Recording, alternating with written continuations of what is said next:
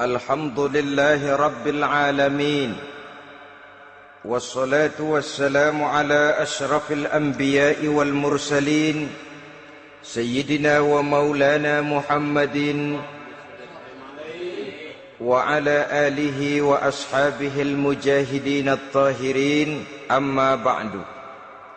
Saudara-saudara kaum muslimin seiman dan sekeyakinan yang berbahagia, pada suatu hari seketika sedang berkumpul dengan para sahabat, Rasulullah pernah memberikan peringatan. Beliau bersabda, "Yushiku an tada'a alaikumul umamu kama tada'al akalatu ala qas'atiha." Pada suatu saat nanti akan datang di tengah-tengah kamu, wahai umat Islam, di mana orang-orang lain di sekeliling kamu akan bersatu mengerubungi kamu seperti bersatunya orang-orang mengerubungi makanan di atas meja hidangan.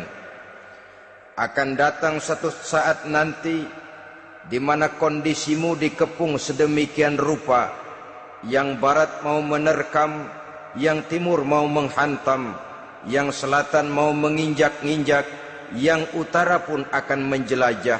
Kondisimu seperti makanan di atas meja hidangan.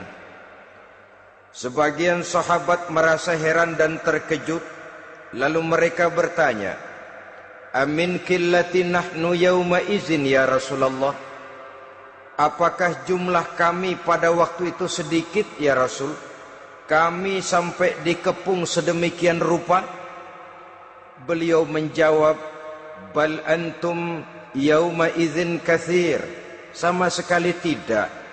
Kamu tidak sedikit pada saat itu. Bahkan jumlahmu sangat banyak. Kamu adalah mayoritas. Walakinnakum ghusa'un ka ghusa'is sail. Tetapi keadaanmu saat itu persis seperti buih di lautan. Banyak tetapi centang perenang. Banyak tetapi tidak punya daya dan kekuatan. Banyak tapi dipermainkan gelombang lautan, dihempaskan ke tepian pantai tanpa punya makna dan arti. Kondisimu pada saat itu kuantitas yang tanpa kualitas, sehingga orang lain enak saja mengepung kamu. Akidahmu didangkalkan, dibanjiri dengan peradaban dan kebudayaan yang menjauhkan dari agama. Dari segi maksiat dan munkarat seluruhnya mengepung sampai kita melepaskan nilai-nilai Islam kita ini. Dan celakanya, sambung beliau, "Wal yanzi'anna fi qulubi aduwikumul mahabata minkum." Akan dicabut kehebatanmu di mata musuh-musuhmu, sehingga pada saat seperti itu orang lain memandangmu umat Islam enteng saja, remeh saja, tidak ada apa-apanya. Sudahlah, pokoknya umat Islam sikat saja. Umat Islam enteng, umat Islam kecil, umat Islam tidak ada apa-apanya. Alangkah ironinya, alangkah menyedihkannya, memilukan dan sekaligus memalukan. Umat yang mayoritas ini dipermainkan oleh yang minoritas. Umat yang jumlahnya terbesar, terbanyak, bahkan konon menurut catatan sampai 90%, tapi dipermainkan oleh mereka kelompok-kelompok kecil ini. Wal yakzifanna fi qulubikumul wahn. Pada saat itu di hatimu dicampakkanlah penyakit wahan. Sahabat kemudian bertanya, "Wa mal wahnu ya Rasulullah?" Apakah penyakit wahan itu ya Rasul? Beliau menjawab, "Hubbud dunya wa karahiyatul maut." Penyakit wahan itu tidak lain hubbud dunya wa karahiyatul maut. Terlalu cinta kepada dunia dan terlalu takut kepada mati. Materialistis dan takut resiko.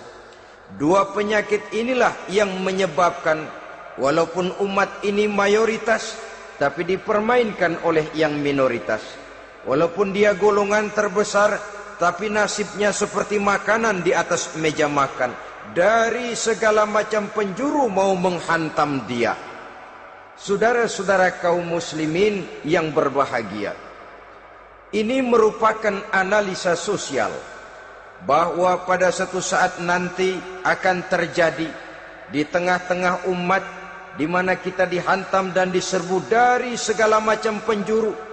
Akidah didangkalkan, peradaban dan kebudayaan dirusak, makanan dan minuman diracuni, pakaian ditelanjangi dan lain sebagainya, sampai kita melepaskan nilai Islam yang kita cintai ini. Kondisi sosial ini satu saat akan datang kepada kita. Demikian analisa dan peringatan dari Rasulullah sallallahu alaihi wasallam. Marilah sekarang kita melihat, adalah benar bahwa di zaman sekarang kita insya Allah tidak akan mengalami perang Badar sehebat yang pernah dialami oleh Rasul dan para sahabatnya. Tetapi sesungguhnya perang yang kita hadapi di zaman sekarang ini tidak kalah hebatnya dengan perang Badar, tidak kurang dahsyatnya dengan perang Uhud, tidak kurang ngerinya dari perang Khandaq. Hanya saja yang kita hadapi sekarang ini bukan ujung pedang, bukan ujung tombak, bukan ujung panah. Yang kita hadapi sekarang ini adalah perang akidah, perang ideologi, perang mempertahankan keyakinan. Yang kalau kita kalah sekarang, kita memang masih beragama. Tetapi anak kita, cucu kita, generasi yang akan hidup 5, 10, 20, 30 tahun yang akan datang, wallahu a'lam bissawab. Islam, saudara-saudaraku, tidak mungkin hilang dari dunia. Tetapi tidak mustahil Islam gulung tikar dari desa kita.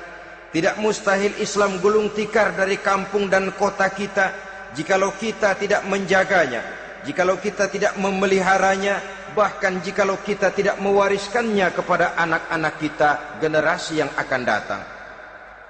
Marilah kita mengingat sejenak bagaimana Islam di Spanyol yang pernah jaya, pernah mewarnai daratan Eropa, dan yang sekarang hanya sekedar tinggal ceritanya saja. Ini pernah diperingatkan oleh Rasul dalam satu hadis, sayati ala ummati zamanun la yabqal Islam illa ismun wala minal Quran illa rasmun. Akan datang satu masa di tengah umatku di mana pada masa itu Islam ada tapi hanya tinggal sekedar namanya saja, dan Quran pun ada tapi cuma sekedar tinggal tulisannya saja. Apabila kita tidak mewariskan ini kepada generasi yang akan datang, maka serbuan-serbuan dari berbagai macam penjuru dari hari ke hari semakin kita rasakan kehebatannya. Tidak mustahil sejarah Spanyol akan terjadi di desa kita, akan terjadi di kampung kita, akan terjadi di kota kita. Orang Spanyol kalau mereka cerita kepada anaknya, mereka akan cerita, "Nak, di sini dulu ada masjid." Kapan, Pak? Dulu bener dah. Banyak orang Islam kalau hari Jumat pada sembahyang, kapan itu, Pak? Dulu sekali. Sekarang cuma sekedar tinggal ceritanya saja. Bukankah sesuatu yang sangat tidak mustahil apabila kita tidak menjaga dan mewariskan Islam ini kepada generasi yang akan datang? Maka serbuan-serbuan akan membawakan hasil yang diinginkan oleh para penyerbu itu tadi. Kita sudah menjadi umat yang mayoritas, tetapi umat yang mayoritas ini menurut Rasul dikepung sedemikian rupa, akidahnya didangkalkan, peradaban dan kebudayaannya ditekan sedemikian rupa, kehidupan sosialnya dibuat individualis. Kemudian dari segi pergaulan, pakaian, makanan, minuman dan sebagainya diracuni, sampai dia tidak lagi berpegang teguh kepada agamanya. Dan dikala itu hilang kehebatan umat ini di mata musuh-musuhnya. Orang lain memandang kita ringan saja, enteng saja, satu umat yang sudah kehilangan wibawa. Padahal konon kabarnya kita mayoritas, tapi enak saja dikutak-kutik orang lain. Dan dikala itu di hati kita merajalela penyakit uahan. Penyakit uahan itu apa? Pertama, hubbud dunia, terlalu cinta kepada dunia. Terlalu cinta kepada dunia yang menyebabkan kita lupa akan tanggung jawab dan kewajiban, lupa meneruskan dan mewariskan Islam kepada generasi yang akan datang.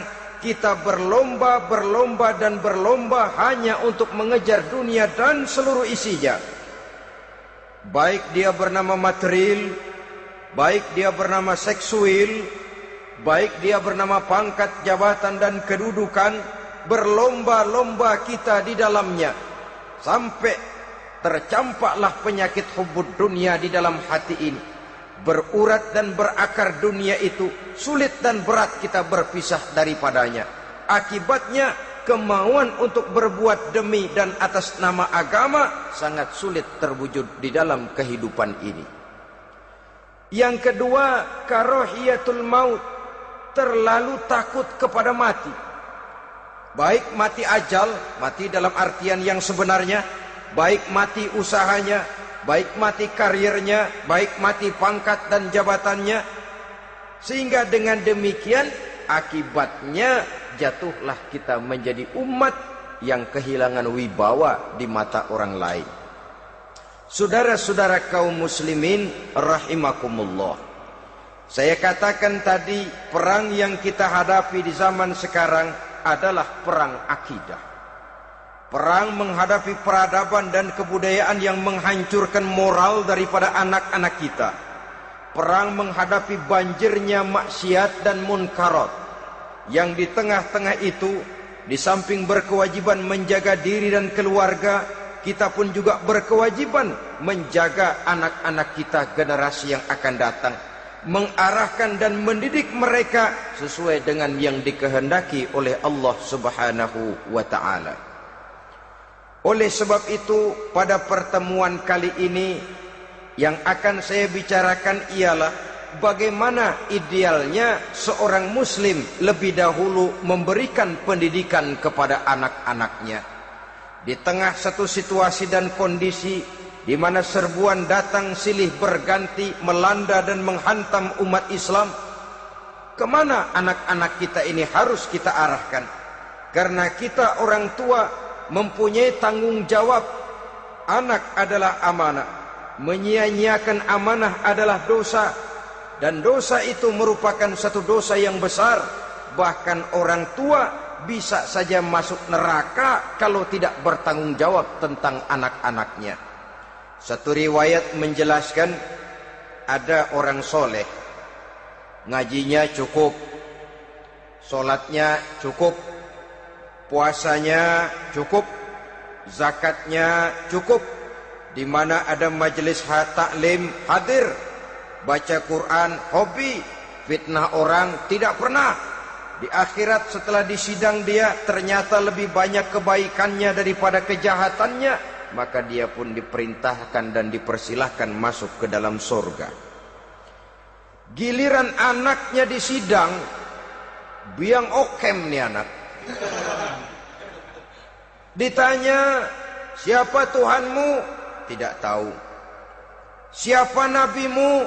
Tenyaho. Apa kitabmu? Ora gelem. Kamu pernah sholat? Tidak. Zakat? Tidak. Puasa? Tidak. Judi? Hobi. Zina? Tiap malam. Mabuk? Berat. Wah, brengsek kamu. Kebaikan tidak ada barang sedikit pun, sementara kesalahan dan dosa berlipat ganda. Kamu neraka. Anak ini protes. Benar, saya tidak kenal siapa Tuhan saya. Saya tidak tahu siapa Nabi saya. Saya tidak tahu kitab suci dan kiblat saya. Saya tidak sholat, tidak zakat, tidak puasa. Tiap malam saya judi, saya zina, saya mabuk. Tapi saya kerjakan semua itu karena saya tidak tahu dan orang tua saya tidak pernah memberitahu saya. Dia enak-enakan hadir di majelis taklim, saya nyekek botol didiemin saja. Dia enak-enakan baca Quran, saya zina didiamkan saja. Saya bukan tidak mau, orang tua saya sama sekali tidak pernah mendidik saya. Dia mau benar sendiri. Maka kalau sekarang saya harus masuk ke dalam neraka, saya menuntut agar orang tua saya ikut sama-sama bergabung dengan saya ke dalam neraka. Gara-gara dia tuh saya jadi begini.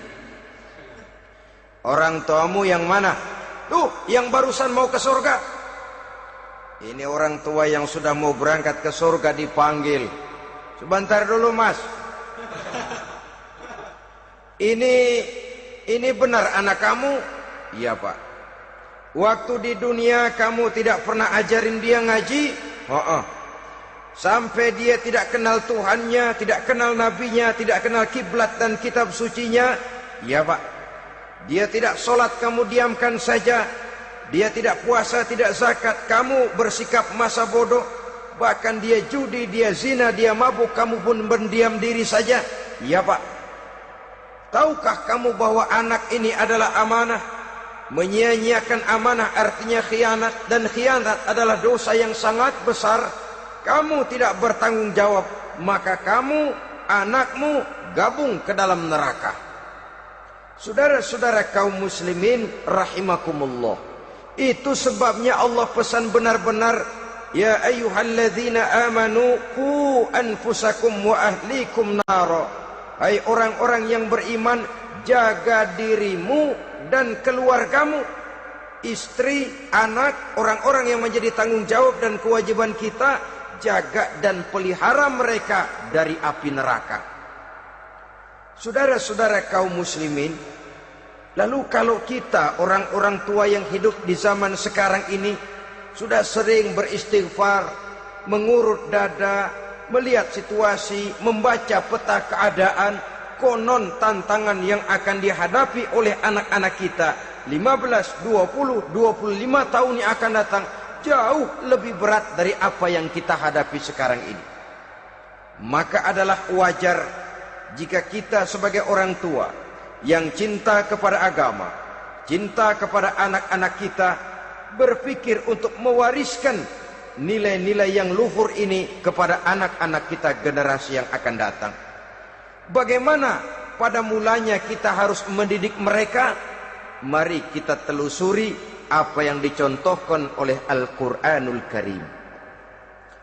Orang-orang tua bijaksana yang diceritakan dalam Al-Quran, kalau sudah berpikir tentang anak-anaknya generasi yang akan datang, pendidikan pertama yang diberikan kepada anaknya ternyata adalah persoalan akidah.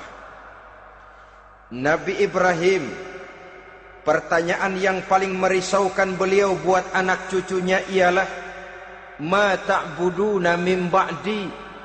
Saudara bisa lihat surah Al-Baqarah ayat 133. Anak-anakku, kalau pada satu saat nanti aku, ayahmu ini sudah tidak ada lagi, meninggalkan kamu semua, meninggalkan kehidupan dunia ini, ma ta'buduna min ba'di, apa yang akan kamu sembah nak kalau ayah sudah tidak ada lagi? Jikalau ayahmu sekarang masih rajin ke masjid, melakukan rukuk dan sujud, i'tikaf dan membaca Quran, kalau satu saat ayahmu meninggalkan dunia ini, masihkah engkau mau ke dalam masjid? Masihkah engkau rukuk dan sujud? Masihkah engkau i'tikaf? Ma ta'buduna min ba'di, apa yang akan kamu sembah kalau aku ayahmu tidak ada lagi nak? Ditanamkan bukan hanya keyakinan bertauhid, sekaligus juga menyembah kepada Allah yang kita yakinkan dengan tauhid itu tadi. Bukankah berbeda dengan kita kebanyakan orang tua sekarang? Kita tidak pernah berpikir ma ta'buduna min ba'di, kalau bapak tidak ada kamu nyembah apa nak? Kita orang tua sekarang pagi-pagi malah berpikir ma ta'kuluna min ba'di, Kalau bapak nggak ada, kamu nanti makan apa, nak? Bukan nyembah apa yang kita pertanyakan, bukan nyembah apa yang kita khawatirkan, makan apa, nak? Maka yang dicari lalu sekolah-sekolah yang bonafit, yang tidak peduli apakah itu merusak imannya, mematikan akidahnya, menghancurkan keyakinannya. Yang penting ada jaminan hari depan bisa dapat lapangan kerja. Akibatnya berduyun-duyun orang-orang tua muslim menyekolahkan anaknya di sekolah-sekolah yang bukan Islam, yang nyata-nyata membahayakan akidahnya, dididik dengan kultur dan budaya yang bertentangan dengan nilai-nilai agamanya. Bukankah ini berarti merelakan anak untuk dikafirkan? Bukankah ini artinya menyerahkan anak untuk ditulis menurut selera para pendidik yang tidak sesuai dengan nilai akidah yang dimilikinya? Mengapa kita tidak berpikir seperti Nabi Ibrahim yang sebelum memberikan pendidikan kecerdasan, sebelum pendidikan matematika, IPS, PSPB dan disiplin ilmu lainnya, yang pertama ditanamkan, ma ta'buduna min ba'di, kalau ayahmu tidak ada, kamu menyembah apa, nak? Menyembah Allah apa nanti malah menyembah harta? Menyembah Allah apa nanti malah mendewa-dewakan pangkat dan jabatan? Menyembah Allah apa malah nanti menyembah alam? Itu yang dikhawatirkan Nabi Ibrahim kepada generasi yang akan datang. Dan itu saudara-saudara yang seharusnya mengkhawatirkan kita kepada anak-anak kita, generasi yang akan datang. Lihatlah serbuan akidah di zaman sekarang ini. Dimanfaatkan kemiskinan kita umat Islam. Diberikan kita tawaran berupa beras, pakaian, obat-obatan, kalau perlu beasiswa, asal bisa melepaskan keislaman kita ini. Bertahap, sedikit demi sedikit, step by step, shibran bi shibrin wa zira'an bi zira'in. Dan harus saya ingatkan, orang di zaman sekarang tidak mungkin menghantam Islam secara frontal. Tidak mungkin menghantam Islam terang-terangan, apalagi mengerahkan satuan militer. Tidak. Orang berhitung bagaimanapun kondisi dan kualitasnya umat Islam, mereka masih punya satu modal penting, fanatisme agama. Kalau ini disulut, api jihad segera berkobar, dan hanya maut yang bisa menghentikan orang yang dibakar dengan semangat jihad. Orang tahu itu.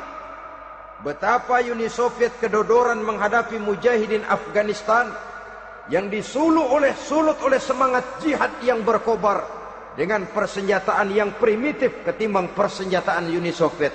Entah mereka pantang surut mundur ke belakang. Jadi jangan mimpi bahwa orang mau menghantam Islam ini dengan melarang pengajian, meruntuhkan masjid, menyegel pondok pesantren. Tidak. Melarang orang sholat. Tidak. Kalau perlu masjid diperbanyak, musola diperbesar.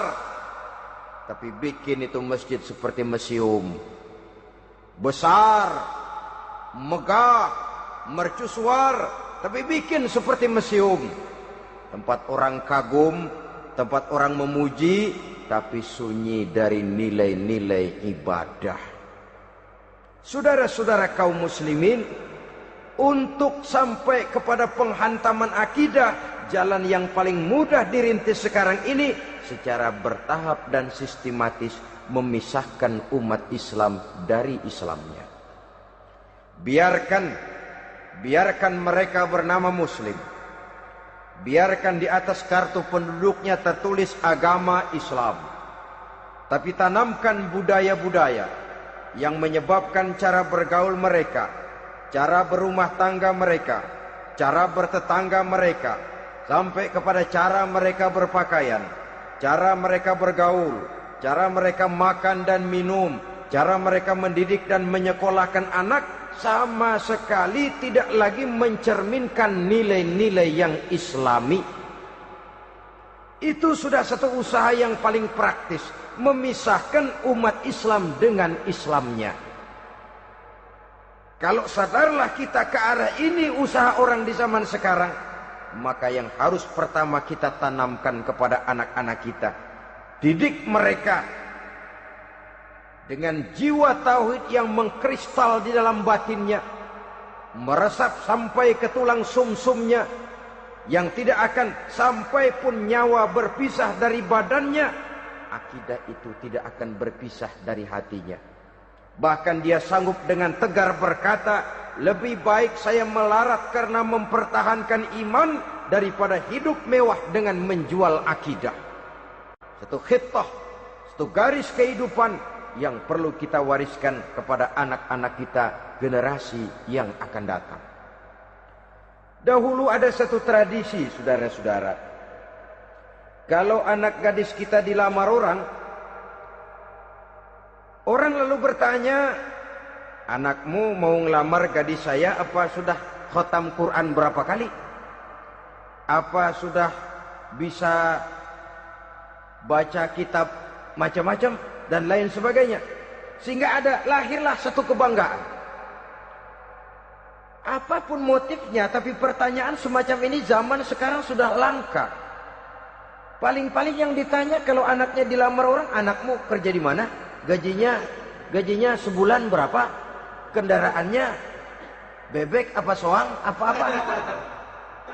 Itu yang kita pertanyakan, berkisar di seputar materi, kerja, job, status sosial, dan lain sebagainya. Perkara bisa baca Quran atau tidak, nomor 18. Perkara sembahyangnya rajin apa tidak, nomor 36. Saudara hadirin, akibatnya terjadi pergeseran nilai.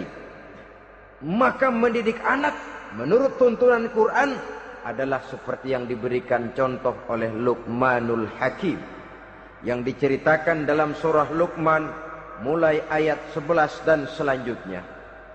Apa pendidikan pertama yang harus kita berikan kepada anak?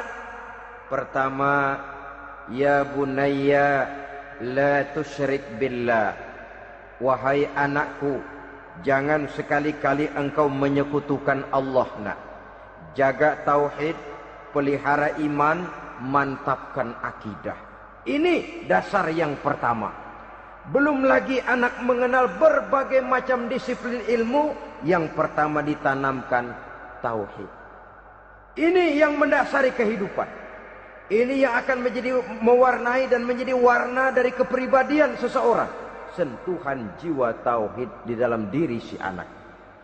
Belum lagi sempat dia kenal yang lain. Yang pertama yang kita tanamkan, kita wariskan, kita berikan, la tusyrik billah. Jangan sekali-kali menyekutukan Allah, nak. Kalau ini sudah tertanam, ini sudah merupakan satu fondasi yang kuat. Selebihnya nanti tinggal melihat bakat si anak, kemana dia harus dididik ini. Yang terpenting nilai iman lebih dahulu tanamkan. Dan untuk menghancurkan nilai keimanan, saudara-saudara, saya katakan, ingatkan kepada hadis di awal tadi, dikepung kita dari berbagai macam penjuru agar bila bisa melepaskan nilai-nilai iman dan keyakinan. Proses pendangkalan akidah, ditanamkan keraguan kepada agama, ditanamkan rasa malu beragama. Sholat malu, baca Quran malu, berangkat ke masjid malu, pakai jilbab malu. Ditanamkan rasa malu beragama, sehingga bertahap sedikit demi sedikit kita mulai berpisah dengan kehidupan beragama. Ditanamkan hal yang sedemikian rupa dari berbagai macam penjuru. Dihantam akidah, akidah kuat. Dihantam dari segi peradaban dan kebudayaan. Diperbanyaklah peradaban dan kebudayaan yang bukan mendekatkan kita dengan agama, malah mendekatkan kita dengan neraka. Menjauhkan kita dari agama, menjauhkan kita dari nilai-nilai luhur yang diwariskan oleh orang-orang tua kita terdahulu. Adalah kewajiban kita yang pertama, mendidik anak, menanamkan roh, jiwa, dan semangat tauhid di dalam diri mereka. Saudara-saudara kaum muslimin rahimakumullah, Kenapa kita lebih dahulukan menanamkan jiwa, roh dan semangat tauhid ini kepada anak-anak kita? Pertama, kita tidak hanya ingin sekedar mempunyai anak yang pintar, tetapi lebih daripada itu kita pun ingin mempunyai anak yang benar. Segala macam disiplin ilmu, segala macam bentuk penalaran ilmiah dan pengisian intelektualitas manusia mungkin di satu sisi akan membuat dia pintar, tapi di sisi lain belum tentu akan membuat dia benar. Nabi pernah memberikan peringatan, man izdada ilman walam yazdad huda lam yazdad minallahi illa bu'da. Orang yang hanya bertambah ilmu pengetahuannya tapi tidak bertambah hidayah dari Allah, tidak makin mantap keimanannya, maka seluruh nilai-nilai ilmunya hanya akan menjauhkan dia dari Allah Subhanahu wa taala. Dan adalah lebih merupakan azab daripada nikmat kalau kita diberikan ilmu pengetahuan yang hanya akan menyebabkan kita semakin jauh dari Allah Subhanahu wa taala.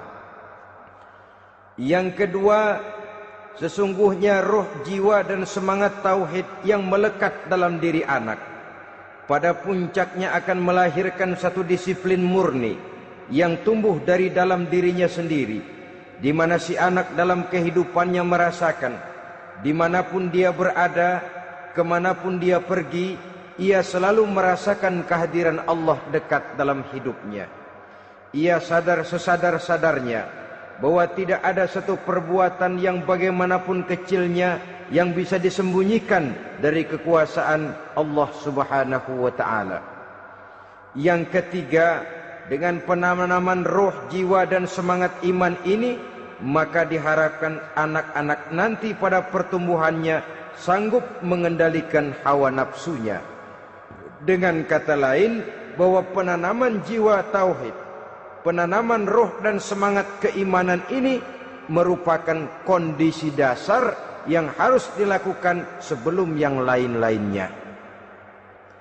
Kemudian pendidikan kedua yang diberikan oleh Al-Quran melalui contoh dan model dengan Luqmanul Hakim ini, setelah menanamkan tauhid, ditanamkanlah kepada si anak ini rasa hormat kepada orang tuanya. Wa wassaynal insana biwalidayhi, dan kami wasiatkan kepada manusia untuk berbakti kepada ibu bapaknya. Hamalathu ummuhu wahnan ala wahnin, karena ibunya telah mengandungnya dengan kepayahan di atas kepayahan. Maksudnya dengan kepayahan dan kelelahan yang berlipat ganda. Sehingga ketika Rasul ditanyakan orang, "Ya Rasul, siapa yang paling harus saya taati di dunia ini?" Beliau menjawab, "Ibumu." Kemudian, "Siapa lagi ya Rasul?" "Ibumu." Setelah itu, "Siapa lagi ya Rasul?" "Ibumu." Dan kemudian, "Siapa ya Rasul?" "Bapakmu." Ibu, ibu, ibu, bapak.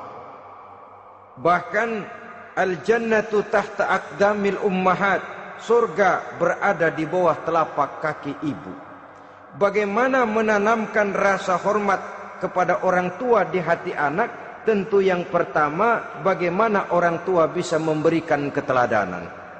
Marilah kita sebagai orang-orang tua ini menyadari bahwa sebelum anak kenal sekolah dasar, sebelum anak kenal TK, ibtidaiyah, sanawiyah sampai kepada perguruan tingginya, yang pertama dia kenal adalah lingkungan rumah tangganya, gurunya adalah ibu bapaknya. Di sini berlakulah apa yang dinamakan keteladanan. Keteladanan jauh lebih berhasil daripada sekedar teori-teori yang muluk. Keteladanan jauh lebih berhasil daripada berbagai macam indoktrinasi dan penataran. Kurangnya keteladanan akan menyebabkan anak mencari pola. Apabila kita orang tua ini tidak bisa memberikan keteladanan yang baik kepada anak-anak kita, maka pada suatu saat anak-anak akan menganggap enteng dan kehilangan wibawa kita sebagai orang tua di mata mereka. Dikala itu akan sangat sulit kita membentuk kepribadian mereka.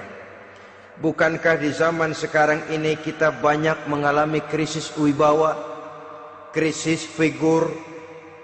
Ada yang karena rapotnya merah melulu, gurunya dikeroyokin. Pak guru pulang sekolah dicegat. Bahkan nyaris ada orang tua pernah dibunuh oleh anaknya sendiri.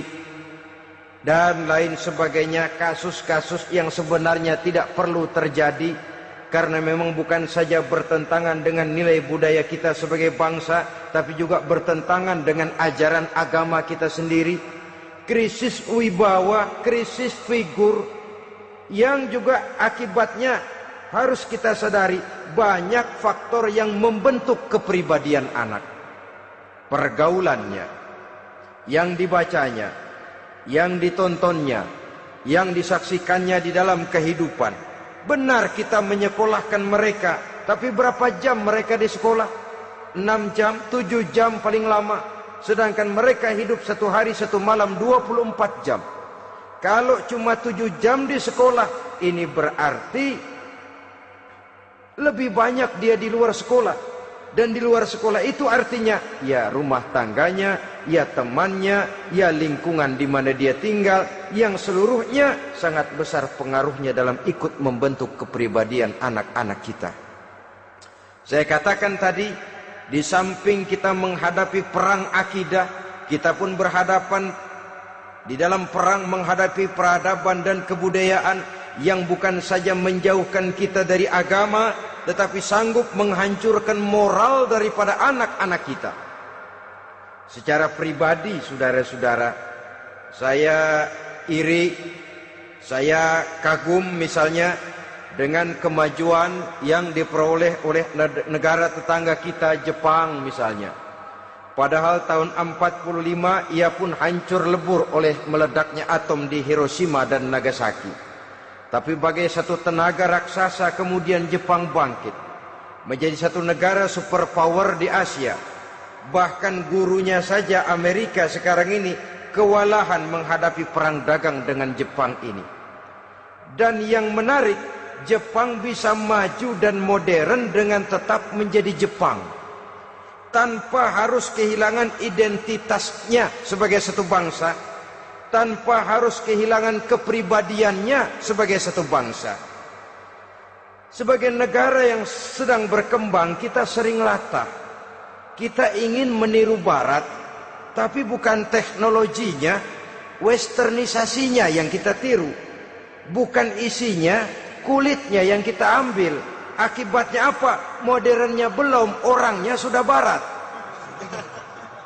Bergaulnya sudah cara Barat, berumah tangganya sudah cara Barat, berpakaiannya sudah cara Barat, mendidik anaknya sudah cara Barat.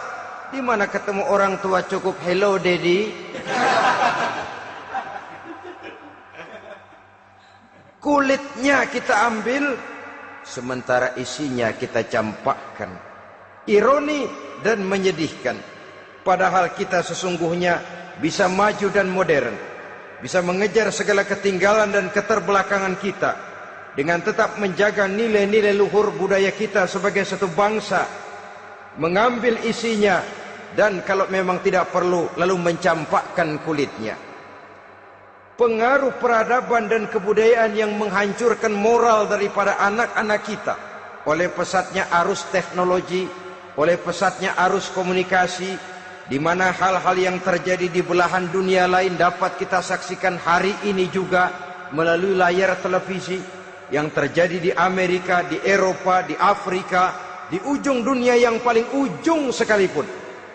Di ujung dunia yang paling ujung, hari ini kejadian, hari ini sudah bisa kita saksikan. Pesatnya arus komunikasi, kalau jatuh ke tangan anak-anak kita yang belum mempunyai filter, daya saring positif, akan dicerna oleh mereka tanpa memilah dan memilih. Akibatnya orang kampung bilang kelolodan.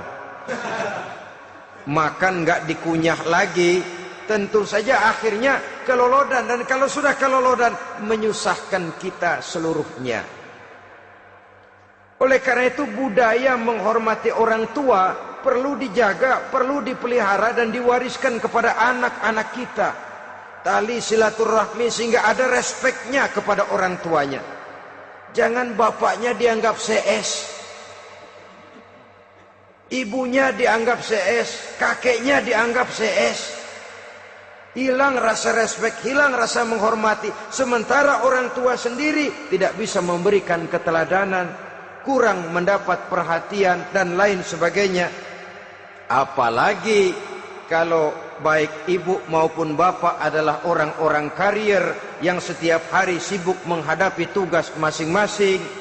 Bapak sibuk rapat, pindah kantor sana kantor sini, ibu sibuk arisan, besarlah anak-anak di tangan pembantu dan lain sebagainya, sehingga dia merasa kurang mendapat perhatian, dan ini akan ikut membentuk warna dari kepribadian yang dimilikinya. Sampai kepada pelosok-pelosok desa, jaringan televisi memang menguntungkan. Tapi kalau sudah sampai kepada menayangkan budaya-budaya yang tidak sesuai dengan pola di mana mereka tinggal, pola lingkungannya, dan ingin mereka terapkan dalam kehidupan, ironi dan menyedihkan. Maka sering dikatakan, jikalau ABRI masuk desa, rakyat beruntung. Jikalau listrik masuk desa, rumah jadi terang. Jikalau koran masuk desa, rakyat jadi cerdas. Jikalau hakim masuk desa, rakyat lalu sadar hukum. Tapi jikalau maksiat dan munkarat masuk desa, minuman keras masuk desa, judi masuk desa, pelacuran masuk desa, rakyat tentu kiamat. Dan kita harus punya budaya untuk memilah dan memilih, mempunyai filter untuk jadi daya saring positif.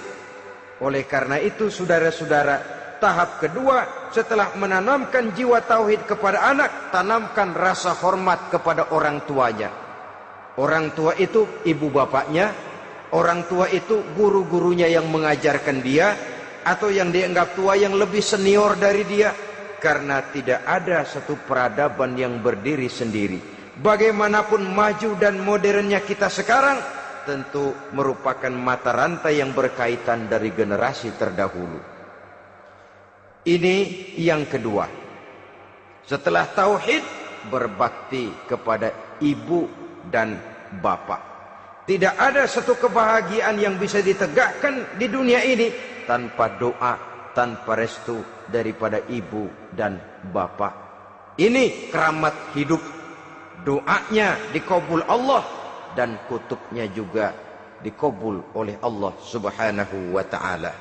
Jadi mendidik anak setelah menanamkan jiwa tauhid, menanamkan rasa hormat dan taat berbakti kepada ibu bapaknya. Itu yang kedua. Kemudian yang ketiga, melalui model Luqman, Quran mendorong kita untuk mendidik anak, menanamkan etika otonom. Apa itu? Ya bunayya, innaha in taku mithqala habbatin min khardalin fatakun fi sakhratin aw fis samawati aw fil ardi ya'ti bihallah. Wahai anakku, sesungguhnya kalau ada satu kebaikan yang kamu kerjakan, kecil, tidak nampak oleh pandangan mata yang zahir, yang kecil itu tersembunyi di puncak langit, di dasar bumi yang paling dalam, atau di tengah batu hitam sekalipun, Allah pasti mengetahuinya dan pasti akan memberikan balasan yang seadil-adilnya. Pendidikan apa ini? Pendidikan moral, menanamkan etika otonom. Nah, kau berbuat baik jangan karena dilihat orang. Kau tidak mau melakukan kejahatan jangan cuma karena ada polisi. Kalau ada polisi kau tidak mau jahat, kucing juga begitu. Coba lihat kucing, taruh ikan asin di piring kaleng, tongkrongin. Aduh, kucing kalem, sopan, tenang. Sedikit kita lengah, habis ikan digarap. Tapi ditanamkan satu kesadaran, kemanapun kau pergi, apapun yang kau kerjakan, tersembunyi di tengah batu, di dasar bumi, di puncak langit, Allah pasti tahu. Dalam bahasa yang ringan, kita ini diawasi oleh dua hiperkomputer yang maha sensitif, produksi langit mereknya Rokib dan Atid. Itu komputer yang sangat peka dan sensitif. Jangankan kita berbuat, kita berniat baik saja, komputer sudah nyatat sendiri. Inilah yang orang sekarang namakan waskat, nah, pengawasan malaikat. Kalau hidup sudah merasa diawasi oleh malaikat, waskat berhasil. Tapi kalau waskat sudah diawasi malah nekat, itu yang gagal. Atau yang diawasi dan yang mengawasi sama-sama sepakat, nah, itu juga bisa cincai. Saudara-saudara kaum muslimin rahimakumullah, waskat dalam pengertian kita muslim, bagaimana hidup ini merasakan diawasi oleh malaikat. Intelektualitas yang tinggi sekalipun, IQ yang nilainya plus sekalipun, disiplin ilmu yang bagaimanapun banyak yang memenuhi benak kita, tanpa diiringi oleh etika otonom, orang sering mencari celah dan kesempatan. Mencari celah dan kesempatan. Tapi kalau sudah merasa, kemanapun saya pergi, dimanapun saya berada, kebaikan bagaimanapun sekecilnya saya lakukan, toh Allah pasti akan memberikan balasan. In khairan fa khairun, wa in syarran fa syarrun. Jikalau baik, baik balasan yang kita terima. Jikalau jahat, jahat kejahatan yang kita terima. Kalau sudah ke arah ini kita berpikir, maka sesungguhnya kalau kita berbuat baik kepada orang lain, hakikatnya kita sudah berbuat baik kepada diri kita sendiri. Lalu tidak ada merasa rugi berbuat baik kepada orang. Karena manakala dia melakukan kebaikan kepada orang lain, artinya dia sudah berbuat baik untuk dirinya sendiri. Jadi setelah tauhid, kemudian berbakti kepada ibu bapak, yang ketiga baru pendidikan tentang akhlak, tentang moral. Pola ini yang sering terlupakan oleh kita, bahwa bagi kita itu pendidikan tidak lain upaya mencerdaskan otak anak. Jangan sampai sebab ini kelihatannya pembangunan makin maju, persaingan hidup makin tajam, tensi ekonomi semakin tinggi, sementara jumlah tenaga kerja dengan lapangan kerja yang tersedia jauh dari mencukupi. Jikalau tidak membekali anak dengan pendidikan yang menunjang lapangan pekerjaan, orang tua khawatir, takut sekali anaknya jadi gelandangan. Dikhawatirkannya kehidupan dunia ini, sementara dia lupa kalau anaknya bisa jadi gelandangan di akhirat. Padahal selama-lamanya gelandangan di dunia, paling seumur manusia itu 60 tahun, 70 tahun lah umur orang sekarang. 70 itu sudah luar biasa itu. Tapi kalau harus menggelandang di akhirat, menjadi gelandangan di akhirat, alangkah menyedihkannya. Apakah akan kita korbankan satu kehidupan yang langgeng, abadi, cuma karena tertipu oleh fata morgana dan kamuflase? Kita korbankan yang sedikit, kita korbankan yang besar karena kita memilih yang sedikit. Dalam bahasa Al-Quran memang pernah diceritakan hidup ini hakikatnya perlombaan, saudara-saudara. Perlombaan. Dan di dalam perlombaan itu ada yang menang, ada yang kalah. Al-Quran lalu memberikan peringatan, Alhaakumut takatsur, kamu telah lalai karena berlomba-lomba memperbanyak harta, mempertinggi pangkat dan kedudukan, hatta zurtumul maqabir, sampai kamu akan masuk ke liang kubur baru sadar. Apalagi kalau nafas sudah sampai di tenggorokan.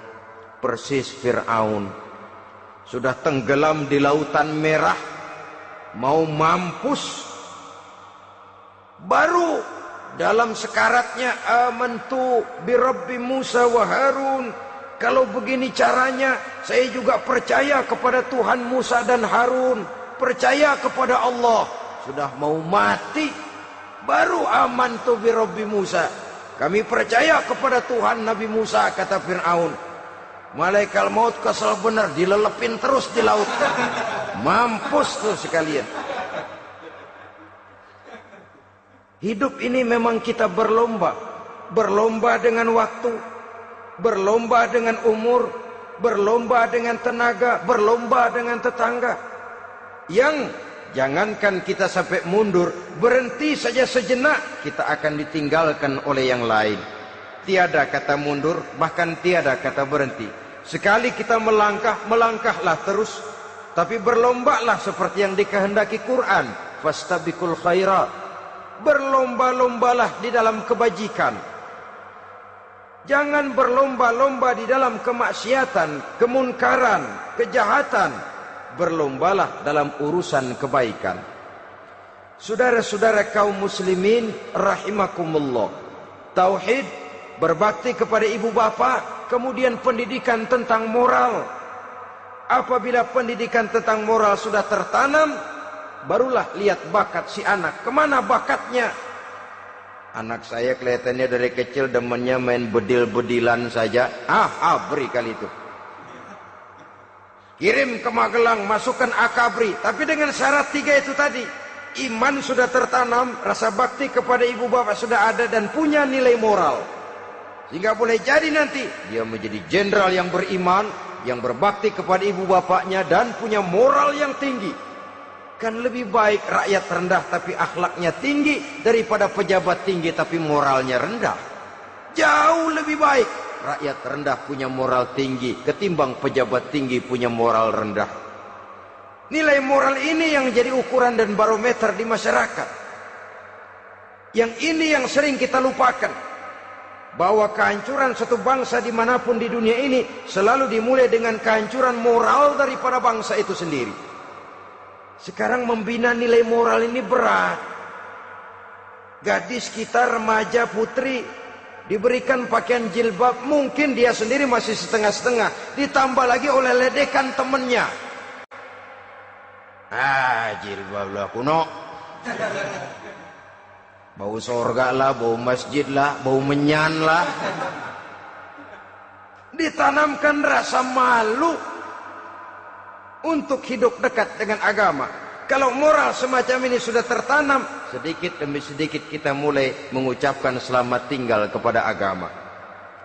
Dan kemalangan apa yang lebih malang kalau kita sudah jauh dari agama ini? Bukankah Islam telah menyelamatkan manusia dari penyakit jahiliyah dan membawanya kepada satu kehidupan yang maju dan modern?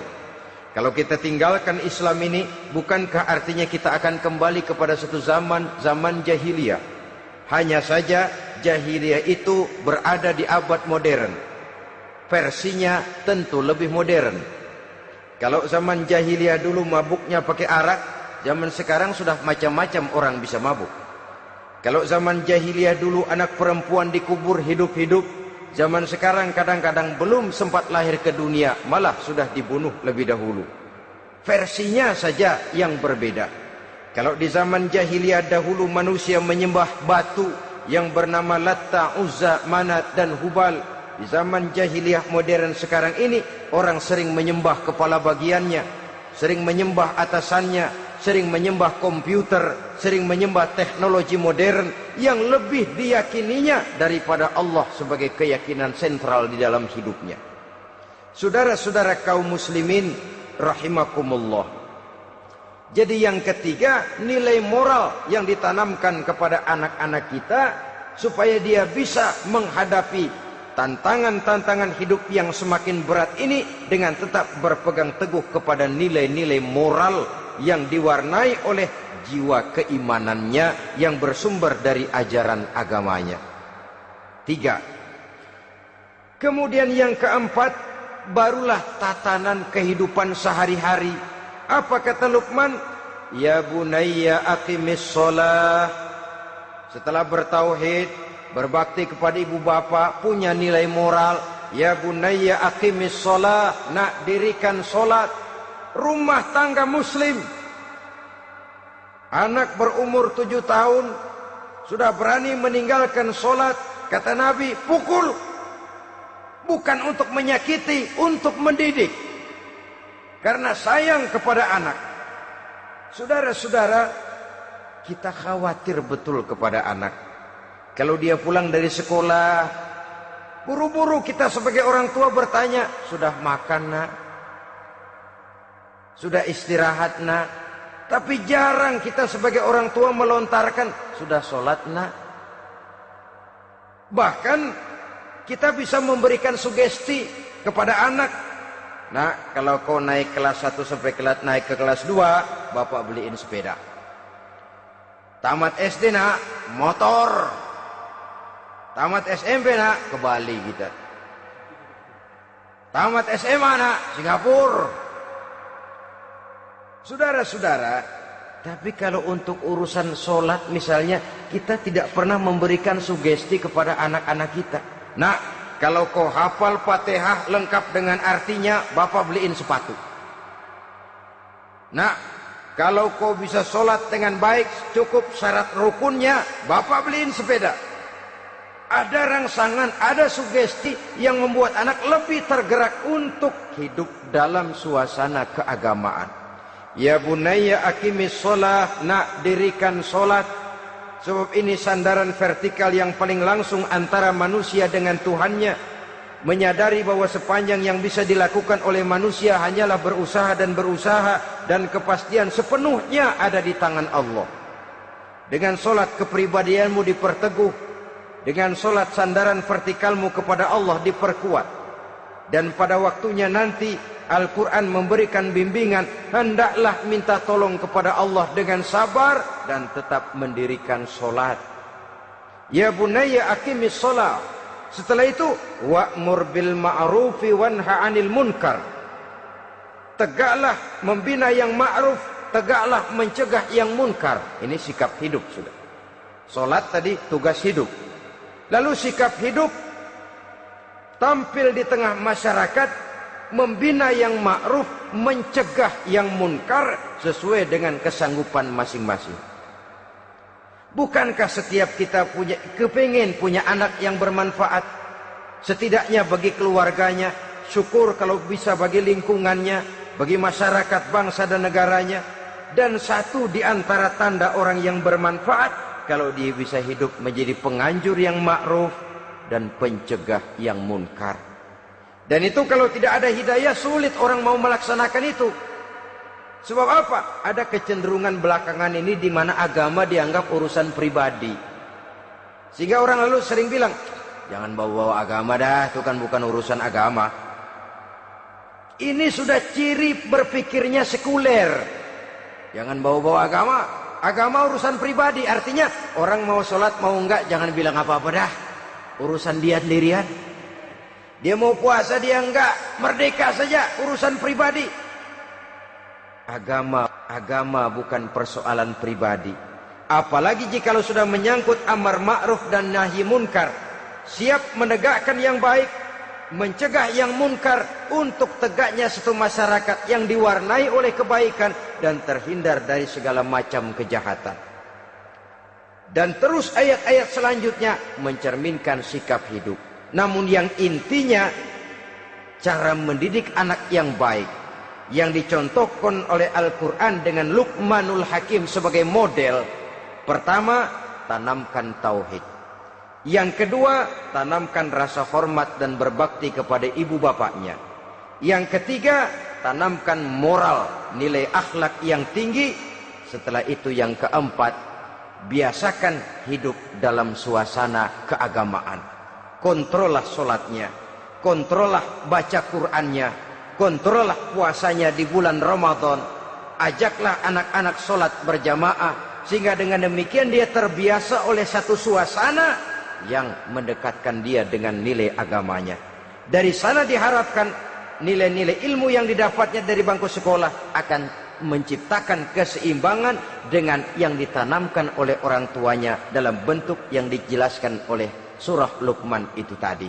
Sehingga apabila keseimbangan ini terwujud, akan menjalin keseimbangan dalam pola berpikir, dan keseimbangan dalam pola berpikir akan melahirkan keseimbangan dalam perbuatannya. Terwujudlah kita harapkan insan yang fid dunya hasanah wa fil akhirati hasanah.